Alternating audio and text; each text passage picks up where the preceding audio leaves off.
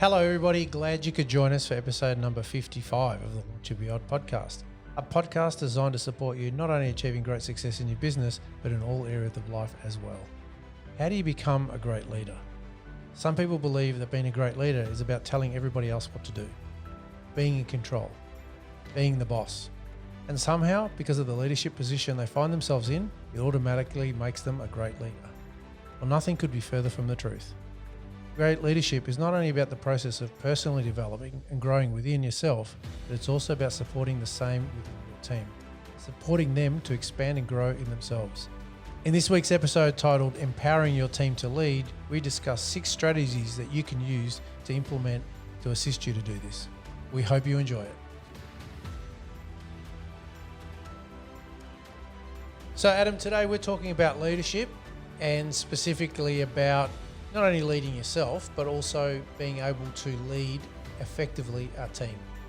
Yep. So why is this an important topic, you might ask? I hear you ask. I'm asking, Are you why asking is this me? an important topic? Why is it an important topic? Well, it's an important topic because number one, with good leadership, you can create a vision that can motivate your people to make it a reality. So for you to be a great leader, you need to be able to have those qualities in yourself. And so quite often empowering your team to be part of that vision, to take ownership of elements of that dream and vision helps that come to fruition and to life. So that's one good reason to answer the question that you tactfully put to me. Number 2, a good leader can inspire people in organisation to achieve their own best. Yeah. Right? So the process of leadership is both self and of others. And so this is going to be equally applicable to yourself and your team.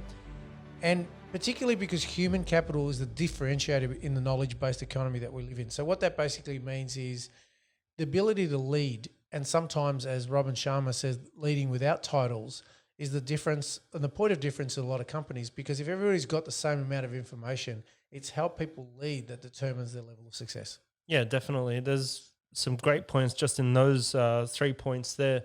Some of the best leaders of all time are storytellers. Yep. If you look at Jesus used a lot of parables in his teachings, but so many people could relate to those stories and the parables that they would follow him because they go, he's just simplified it to our sort of level and to a story that we can relate to, and we've learned from that now. So that's how we'll follow. And he became a great leader because of this, because of the way that he could communicate his stories to his people or to whoever was around to listen. Yeah. And then like great leaders or good leaders, they inspire everyone in the organization to achieve their best. But how they do that is because they've been doing this journey for a longer period. And you mentioned in the intro how they do a lot of personal development and personal growth.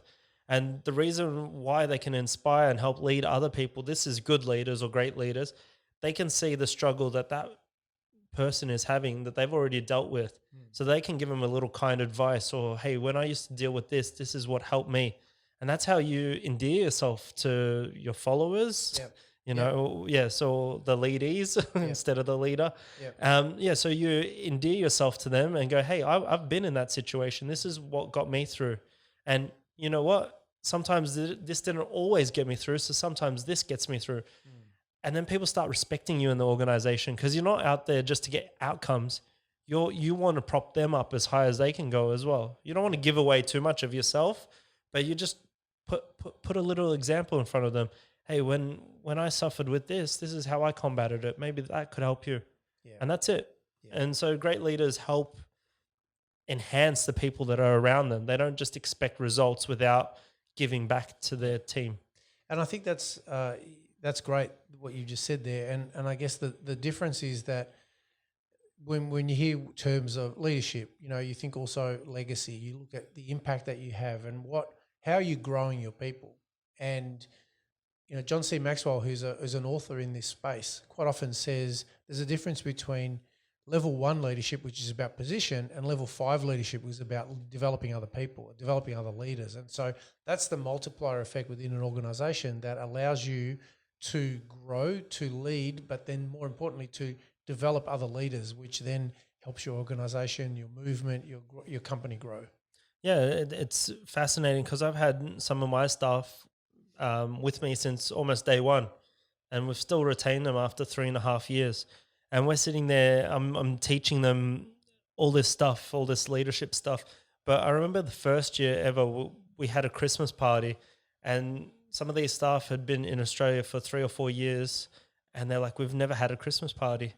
I was like, well, you deserve it. You work hard. And then just from that simple gift of a Christmas party, they've they've come back and gone, hey, you know what? Let's work more for the boss, because he has shown us a level of equality, a level of love and appreciation, and thrown us a Christmas party, even though he doesn't have to, or they were never used to it. And now those people, whenever we bring new staff, they enhance the environment, they keep the culture going, they become a born leader, because they're like, this is how we've done it, this is how the boss likes it. And they do it without me having to express myself, because they know what the culture is like, and they've been around it for 3 years, 3.5 years now, and they keep moving forward with it. And that's the legacy. Yep. Even though I've got a small staff base, but I know that when I expand it, my guys who have been around for 3 or 4 years, they will implement it to the whole team, because they know the standards. Culture, right? Exactly. Yeah. And it starts from the bottom. It starts from me humbling myself enough to be vulnerable in front of them, explaining the whole part of my business, and then they understand it now. So they've got a point of ownership as well. And that's how you enhance the culture. Yeah, no, good way to answer that one, actually, Adam. So what's in your water? Nothing was in my water. I was just putting it down very slowly. No, I saw you look at me, and it was like I didn't want, because the microphones pick everything up. Yeah. And I was just putting it down very slowly so that it didn't have this donk sound in the background. It was like an angle, so I was just like, is he looking at something? Because I poured his water this time, so I was like, being strategic. I was just actually putting it down there because these microphones, these fantastic microphones, with the Rode microphones we've invested in, let's give them a shout out. Yeah, pick up everything. So I just wanted Aussie company. Yeah, Rode. I just wanted to be really quiet in putting that down. So Adam, there are some steps that will assist you become, I guess, go from a good leader to an extraordinary one. And when we study and survey what are the traits of exceptionally great leaders, there are 6 areas that we've identified that would be really helpful to develop within yourself if you wanted to follow along. So the first step would be to ask questions. And in the process of asking good questions, you're going to stimulate discussions. So a lot of the times it creates, when you've got ask questions, and I guess the background to this is you need to develop psychological safety within your group so they actually feel safe enough to ask questions and you to ask questions and to have discussions that stimulate things and solutions that come about that are really helpful. And so this helps to develop skills, knowledge within your group. But a great leader is not always one that downloads information, but it's very good at asking questions. Why? Why did this happen? What did we learn?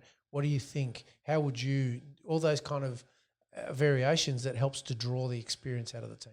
Yeah, I love the situation when you're going into like a classroom or into a seminar and you get grouped with 6 or 7 different people, and everyone's like, oh, you need good leadership for your group to succeed, and there's 6 or 7 people who have just met each other, and you come out and there's always the one first person who's like super loud, and they're like, all right, guys, this is what we're going to do. And like they dictate to you, and it's like, just let's take one step back. Has anyone dealt with this situation before? Before you tell us what to do, has anyone dealt with it? And then there'd be someone go, hey, yeah, I've dealt with this. And then you sit down and you listen, which I saw that's the next point. But you sit down and you ask, has anyone dealt with this before? Or have you had a similar situation? And then the group could have knowledge that first person who was just being abrupt and loud because they think leadership is being loud and being the first to talk. And just because I can talk it means I'm the best leader or something. Like I'm the first to action. I'm the best leader in the room. It's like, no. Has anyone had any experience? And then that's where you collaborate as a group. And that's how you get the best out of your group, is because you ask the questions and then you sit back and you listen. Yeah. Yeah. I know I dived into the next one, but actually, it was just. But let's backtrack a sec, because you raised some really good points there too. Within the coaching organization that we run facilitated programs for teams. And one of them is about what you just said about asking questions, because we put people in situations through games that show them how they do life and how they do leadership. And so consequently, if a team is not functioning properly, we can get to the essence of it within minutes. Yeah. And we can show them why their team's breaking down. And sometimes, like you just said, it's about asking questions. So we present them with a situation, and either someone's panicking, someone's freaking out, someone's just dictating and being loud. And sometimes someone's just going, hey guys, has anybody ever dealt with this before? Right. And so they quite often, people who have certainty or look like they know what they're doing, people gravitate to them. Yeah. But sometimes the most important thing is to ask questions and get context of what it is that we're doing, rather than just, and men are traditionally notorious for this, where the ego comes in and goes, right, boom, I'm going to do it. I'm the leader. No, because sometimes the best leader is the person who is able to get the best out of the whole team. Yeah. And so this is the whole context of Robin Sharma's books about leaders without titles, because sometimes it's about developing the individual leadership traits within people, because sometimes right now you could be the leader of this situation, and right now that person could be the next leader. So you find out who's got experience in this area, and the rest of the team follows that person. Yeah. That's what a great leader can do. And that's why when I go into those situations, I'm not reserved. I'll talk up at any situation. Doesn't bother me. But in those, I normally take a step back for the first 30 seconds to a minute and just see the group dynamic. Because if you see how the group functions and who's the assertive ones and who's the ones on the back foot and who needs to be carried a little bit, and then you start to get a feel of the group. Because normally there's, in my experience, I always have one loud person who comes over the top, and they think being loud is being the best leader. And that's not necessarily the best.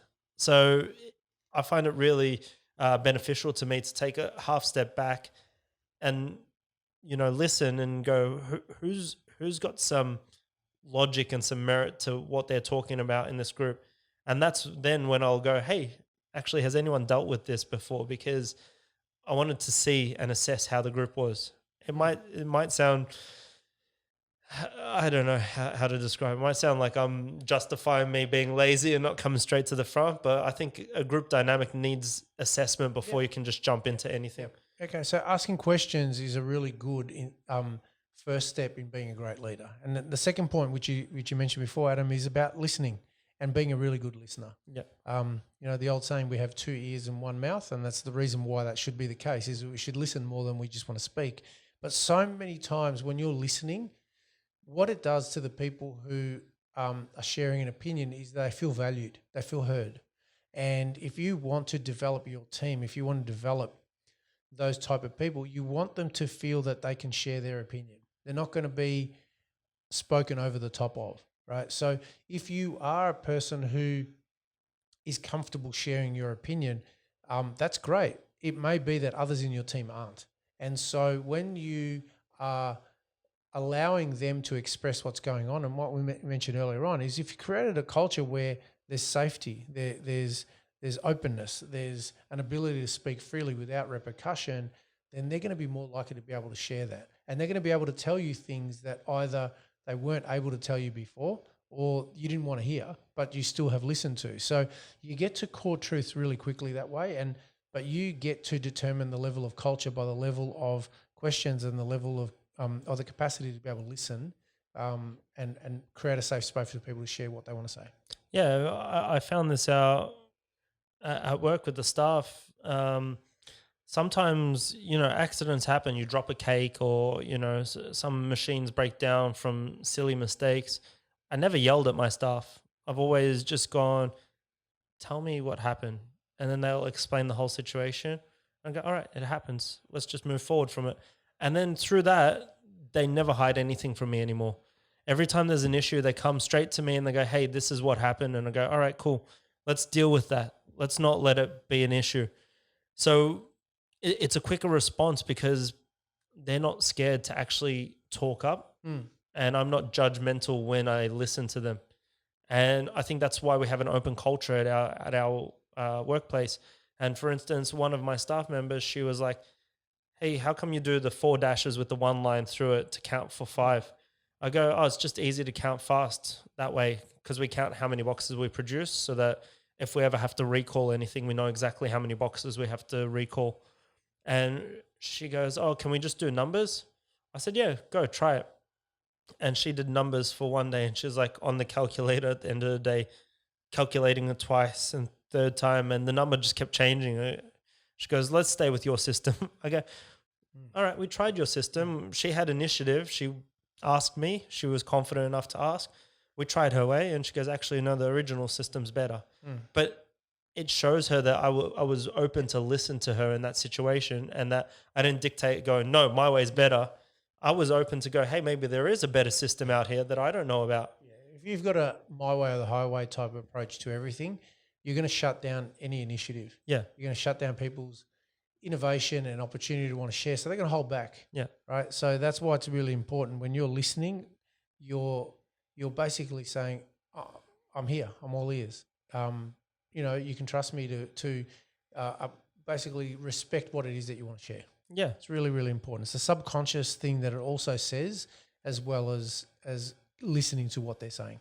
Yeah. And another quick situation is they also listen to me quite closely now because we try and make it an even leadership sort of structure. And a flat structure. No one's better than anyone else. And yeah, all right. They call me boss. I say, I'm not the boss. I just pay the bills. That's the only difference between the two of us. And they used to fill the bins so full at the start and they would never change the bags. And I said to them, who's going to lift this?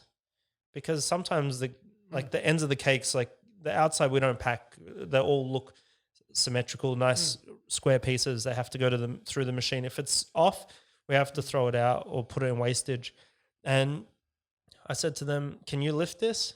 And they go, no. And they're almost looking at me going, we're girls. We don't lift that sort of weight. I go, well, if you can't lift it, then I can't lift it. And so now that happened, I said it to them. Halfway to being full, they close the bag and they get rid of it and they put it in the new bag because now they understand that just because someone else can lift it doesn't mean everyone in the business can lift it. So they come in and they use their initiative now, and we sort of breed that into the culture because it's a one person looks after everyone else in the business. No one wants to hurt each other, so you've got to appeal to them on a certain level as well. Great.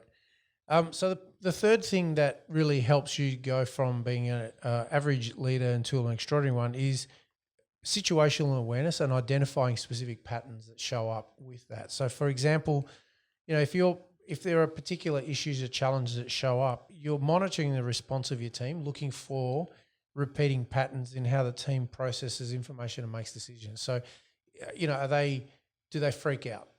Do they become overly analytical? Do they become overly emotional? And why that's important is because if you can identify that within your team, you can use that as an opportunity to coach them on how they can look for alternative solutions to that.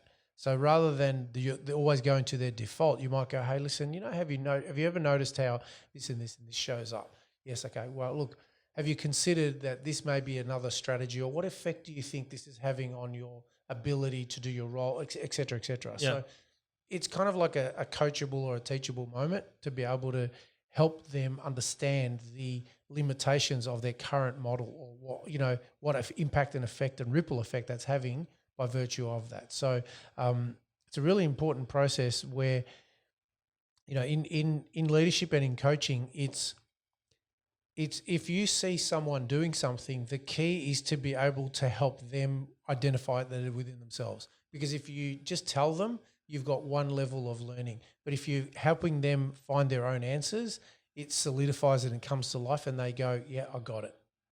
So it's really, really helpful. If you want to develop your people, you've got to invest in the process of them taking ownership of it through their own realizations. Yeah, working in kitchens, you see this all the time. You see the head chef is angry and abusive and crazy with their staff. And because I do come and consult in different workplaces, I see all these different leaders. And instantly when I see someone yelling at someone else, from a senior position down, thinking that that's going to work because that's how they were taught and that's how the person taught them. And it's just a bad thing in our industry. I pull them to the side straight away and I say, hey, when you yell at people, have you noticed there's two reactions? And they go, what is it? And we were talking about this before off air. They either shut down, which in that case you lose productivity, or they fire up. And either you end up in a fist fight or you lose productivity. And that's basically the only two things that come out of yelling at people. Yeah. So it's easier if you talk to them and talk through the issue and listen to why it happened.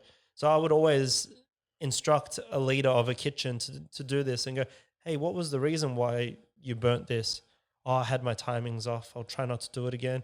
All right, well, in the future, maybe we'll get you a timer, or if you have a timer on your desk, you just push the timer, and then you know every time you're not going to burn that product. Let's talk about it rather than instantly getting angry and then yelling, and then the whole culture of the kitchen just drops because second someone raises their voice in that tone, everyone's on they're walking on thin ice. Like they're just always cautious, always like eyes are darting around. They just don't know what to do. And they don't want to be the next one to be yelled at. So again, the culture and the productivity in your business slows down in the kitchens. And that's a pattern that you want to break as quickly as possible. You don't want to have anger in your kitchens. Yeah. Especially when there's knives and hot oil and fry pans. You've got an environment where stuff can get really bad really quickly, I imagine. So you don't want to be tempting people and giving them sharp implements at the same time. Yeah, exactly. So that's cool. So point number 4, and just as a recap, we have all these points in show note form. Adam, would you like to let everybody know how they could access the show notes? Yeah, it's on our website, launchandbeyond.com, and it's under the show notes tab on the top right hand of the screen. And we have all our episodes on there as well, just in case you can't get it on Spotify or iTunes or YouTube. We have them all up there. Yep, great, thank you. So point number 4 of becoming an extraordinary leader is to be able to challenge people's thinking.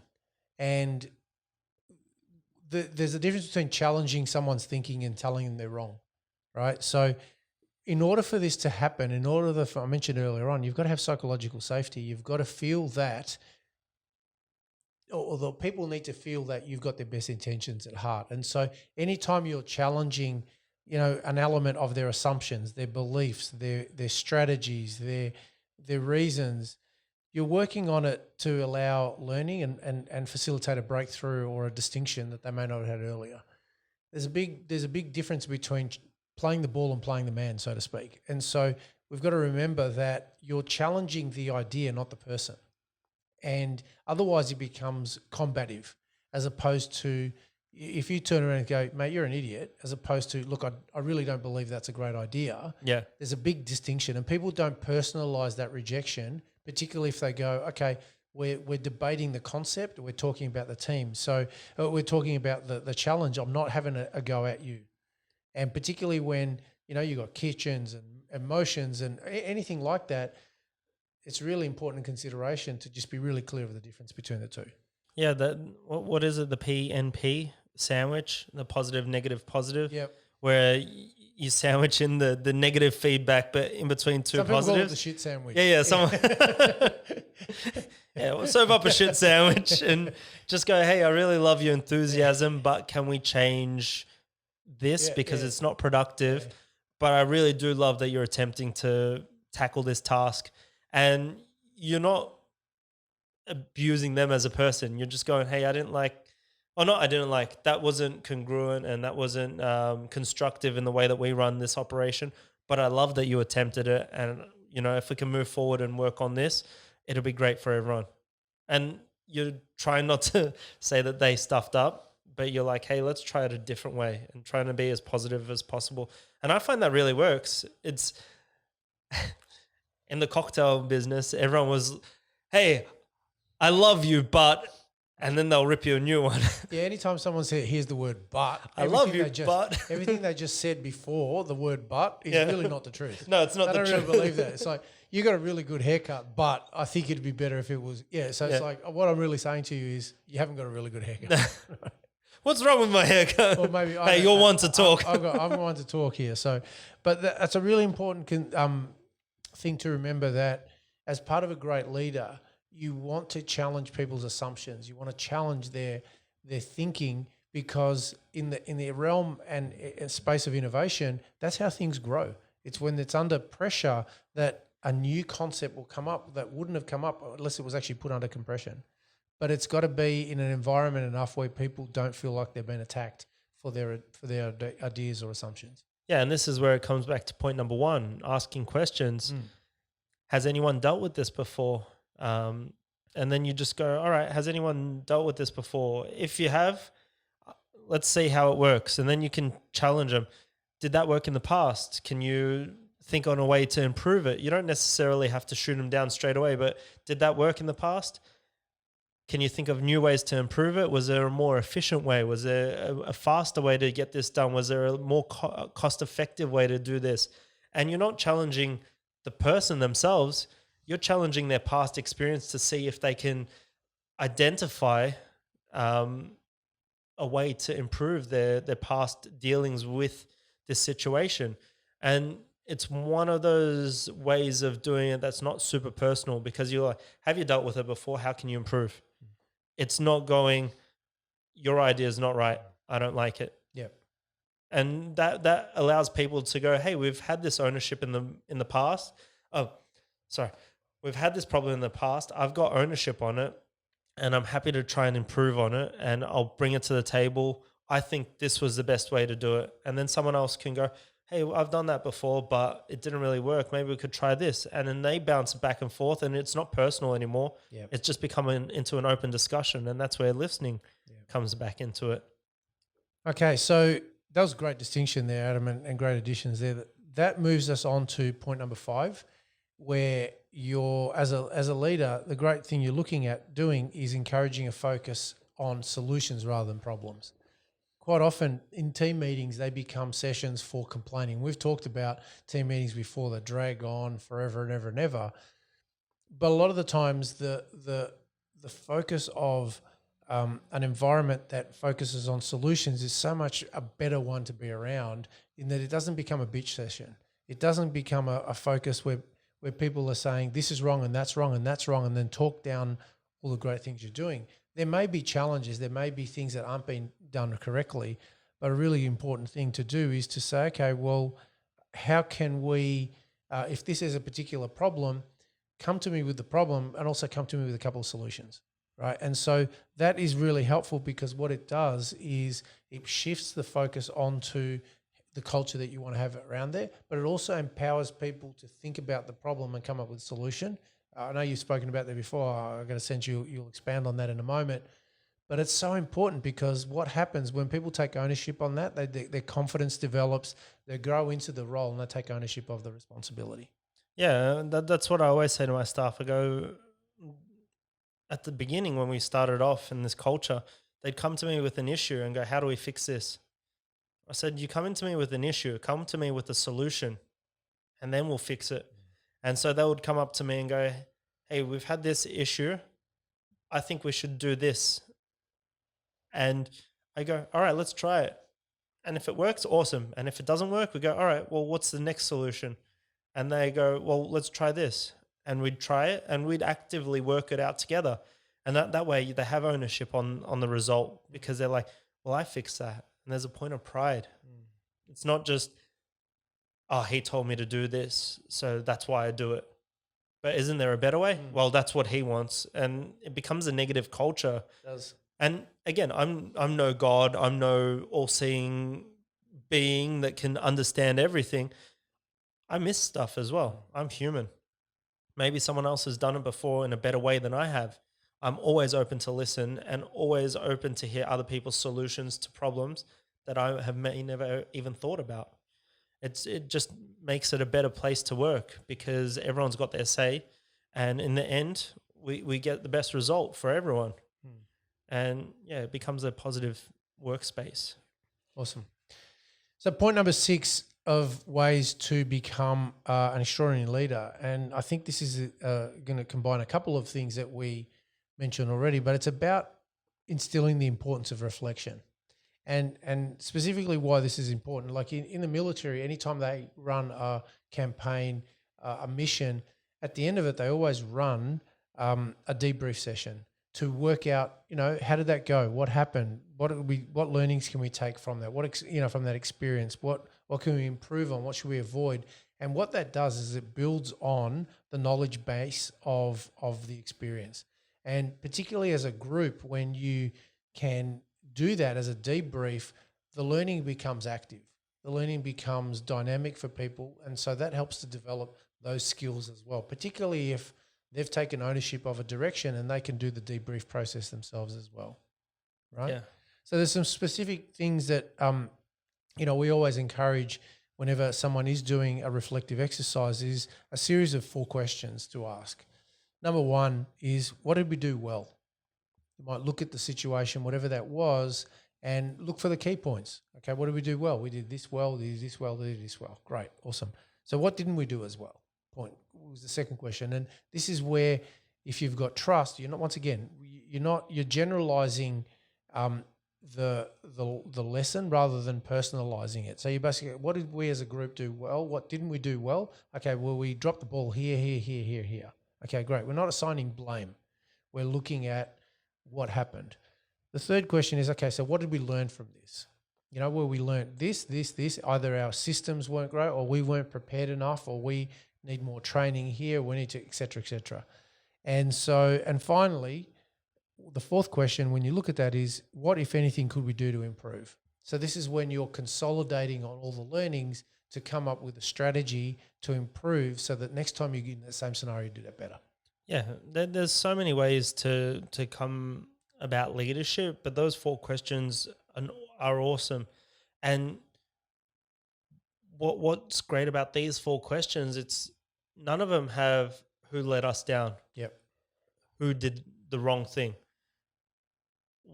What position can we fill to make it better next time? It's not blaming the position or the person. It's talking about the tasks that were assigned. What did we do well? Not personally, as a collective, as you said. And what didn't we do so well? Let's be truthful and honest. It's not against anyone. And being a great leader, you don't blame people. Most of the time you blame yourself, to be honest. That's what extreme ownership is about. But then again, there's a dichotomy of leadership as well, both the Jocko Willink books. And, you can't blame yourself for absolutely everything because then it becomes detrimental to the whole work site. But extreme ownership is, what didn't we do well? Was it the communication from the top down? All right, well, then I'll improve on that. But it was my downfall. It wasn't your guys. There's other ways to endear yourself to your team. But then again, if everyone's doing the ownership, extreme ownership, everyone in the team, it was my fault, it was my fault, it was my fault. It's not constructive. It's not going to get you anywhere. Yeah.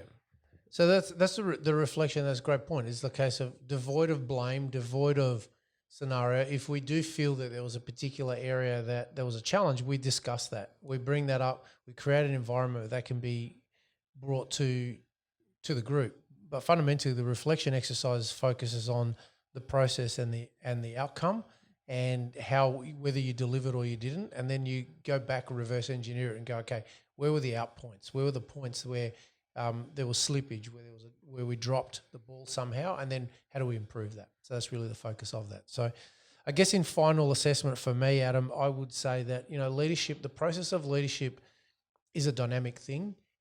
You develop your level of leadership and you're constantly put in situations that will test elements of the situation, and you need to grow into that. And so when people first get promoted and they're not comfortable in a position, they'll think that the position, the hierarchy, not the hierarchy, the prestige of the position is what leadership's about. It's called positional leadership, and it's the lowest level of leadership. So you're not really a great leader at that point. You're just there by title. Yeah. And so the better you develop yourself, and this is what I find is some of the greatest leaders are the ones that keep working on self and keep developing self so that then they can go, okay, I've learnt this. Here's where I butted up against my own assumptions and issues and problems. This is how I learned how to get through it. Now I start incorporating people into the scenario, and then I start training them, and then they're leading it. So my role is I'm stepping back. Yeah. And so your overview of the whole scenario is watching people develop in your system, and that's true leadership in essence. And so some of the steps that we've gone through are the pathways that people can take that on board in their lives, both in their personal lives and their business as well. Yeah, when I was growing into the personal development sort of phase of my life about 5 years ago, I would read a lot. I'd watch a lot of videos. I'd deep dive into that, and learning about leadership was super interesting. But then again, I learned about how to look after yourself, meditation, and all these other things, law of attraction, all of that. And I would talk to my staff about this. And back then it was a bit too advanced for where they were in their personal journey. But recently I've heard them asking me questions and going, hey, remember you used to talk about this? What do you think about that? And they're becoming interested in this. And it makes it a way more positive environment at work, is because I never thrust it upon them, but I sort of like sprinkled the pixie dust, and they know that it was there, that there was some type of magic or tools that I was using. And now they're starting to get curious about it and go, hey, I've just encountered the issues that you used to talk about. How did you deal with it? And I go, well, this is how I did. Or I'd ask them a question and they're like, oh, I'm struggling with this. And I go, well, how about try this? And they're like, oh yeah, I remember you used to tell us about that. And now I think it took 3 or 4 years or 3.5 years for them to actually understand that I was a leader. And I think that was because I was young when I got the business. I was 28. Yeah, about 28 when I got this business. And the guys were in their early 20s. So there wasn't too much of a age difference. And they're like, well, he's just a rich boy that just bought a business. And that wasn't the fact at all. It was, I worked damn hard to get the business. And I've worked in the industry for up to 20 years now. So I earned my time. But over that journey, I learned this, and I'm happy to reflect and show you. And now they're going, actually, yeah, he's earned his colors as a leader now. And whoever comes in, they're always like, oh, the boss is a great guy. And they really talk you up, and not to kiss your ass, but they're like, ask him about this. He does this. He travels. And it's like, I don't have to sell myself now. I've earned my colors with them. And whoever comes in the business, they're proud that I'm their employer or their boss or their leader, whatever you want to call it. But that's the same thing as previous staff. They still message me and contact me and go, hey, what do you think about this situation? And that's because I'm always open. Even if you don't work for me anymore, I'm happy to talk with you. So, yeah. So leadership really, just in final closing it out, is an ongoing process for both self and for your team. And you will be able to lead your team and empower them to lead when you give them situations, opportunities to develop in themselves. And that's the tool and the key of leadership. So great episode today, Adam. I think this will stimulate the thinking of a lot of people who want to level up in their capacity of being a great leader. So thank you for joining me once again. And thank you to every one of our listeners who joined in once again for our podcast. It's a reminder that you can connect with us on Instagram, Facebook, and the Extended Launch and Beyond community on these channels. If you'd like to pose any questions or comments about the podcast or any support you specifically like, please feel free to reach out. We love it when we have people contact us with specific questions. We get individual questions asked regularly to us, but it'd be great if people could put them into a forum that could become a little bit more common and shared amongst the whole community. That'd be fantastic. And as well, if you're enjoying the podcast and finding value in it, we'd be grateful if you could go over to iTunes and leave us a review. What that does is it allows us to have a bigger impact and reach more people. So from me, Jim, great to have you with us, and we will look forward to having you with us again next time. Bye-bye. And don't forget to leave comments for Jim to go skydiving. We're still trying to ramp up his courage to go skydiving, jump out of the plane. It's my shout. I'll buy it in the trip. Great. Thanks, Adam. Anyway, it's a beautiful Saturday afternoon in Melbourne. We're going to go to the beach or do something. So have fun. Have a great time. See you later. Bye-bye.